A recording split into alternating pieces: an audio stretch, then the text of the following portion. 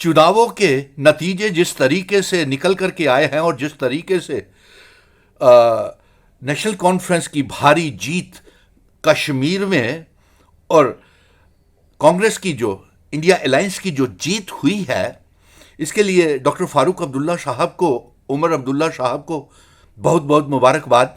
और एक बात तो ये साबित हो गई कि जम्मू कश्मीर के लोगों को उमर अब्दुल्ला साहब मुख्यमंत्री के तौर के ऊपर मंजूर और स्वीकार करते हैं और वो चाहते हैं जम्मू कश्मीर की आवाम कि उमर अब्दुल्ला साहब जम्मू कश्मीर के मुख्यमंत्री बने।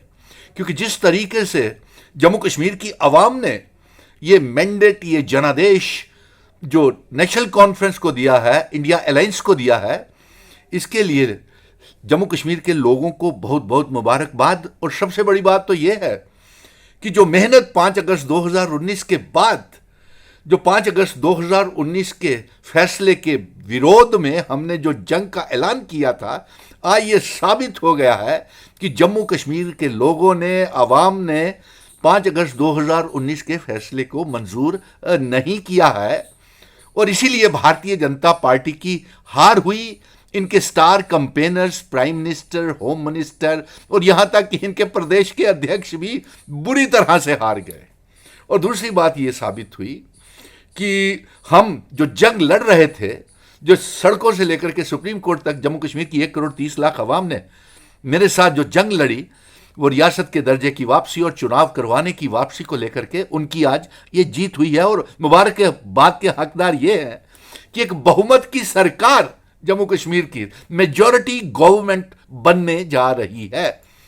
क्योंकि पहले दिन से ही mission statehood, national conference, Congress, Kashmir के कुछ संगठन और जम्मू के संगठन, हम एक ही मुद्दे को लेकर के चल रहे थे कि 5 अगस्त 2019 का फैसला हमें मंजूर नहीं है। और आज ये साबित हो गया, अवाम ने को मुबारक है, ये अवाम की जीत है।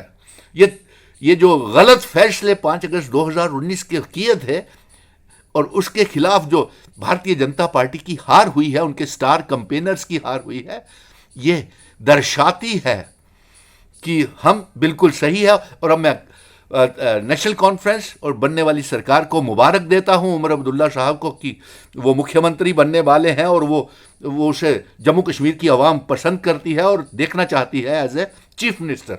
और इसके साथ साथ मैं ये भी कहूँगा कि अभी हमारी जंग और भी है।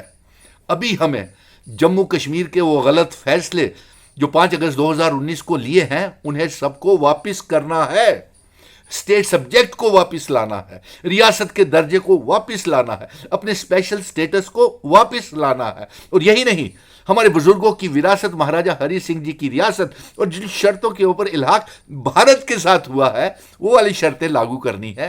और इसको लेकर के मैं सुप्रीम कोर्ट में जाऊंगा और स्टेटहुड की जंग भी लड़ेंगे और अनकॉन्स्टिट्यूशनली जो एलजी साहब भारतीय जनता पार्टी के एमएलए बनाएंगे, उसका भी मुखालफत हम करेंगे।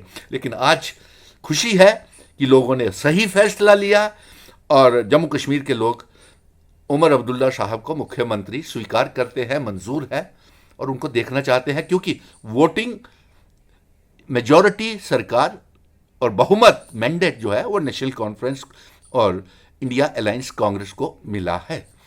और धन्यवाद, शुक्रिया। और ये साबित हो गई बात कि लोगों ने साबित कर दी कि एक बहुमत की सरकार 5 अगस्त 2019 के फैसले के विरोध में, जो हमें मामूली सा यूनियन टेरिटरी बनाया, हमारे सारे अधिकार, स्पेशल स्टेटस 370-35 से सब छीन लिया, उसके खिलाफ ये यहाँ पे चुनाव में जीत हासिल हुई है, जिसके लिए मैं जंग लड़ रहा था। लेकिन चलिए, उमर अब्दुल्ला साहब को भी मैं मुबारकबाद दे देता हूँ, डॉक्टर फारूक अब्दुल्ला साहब को भी मुबारकबाद देता हूँ कि लोगों ने आपको जो ये मैंडेट दिया है वो इसलिए मिला है कि हम लोगों की उम्मीदों पे खरा उतरें। बहुत सी समस्याएं हैं, दरबार मुँह, बेरोजगारी, गरीबी बढ़ रही है, बहुत से काम करने बाकी हैं। लेकिन उम्मीद करता हूं कि उमर अब्दुल्ला साहब जब युवा नेता हैं, जम्मू कश्मीर के लोगों ने उनको चीफ मिनिस्टर बनाने का जनादेश मैंडेट दे दिया है और मेरी तरफ से भी मुबारक। और अभी जंग और भी बाकी है। जय हिंद, जय भारत।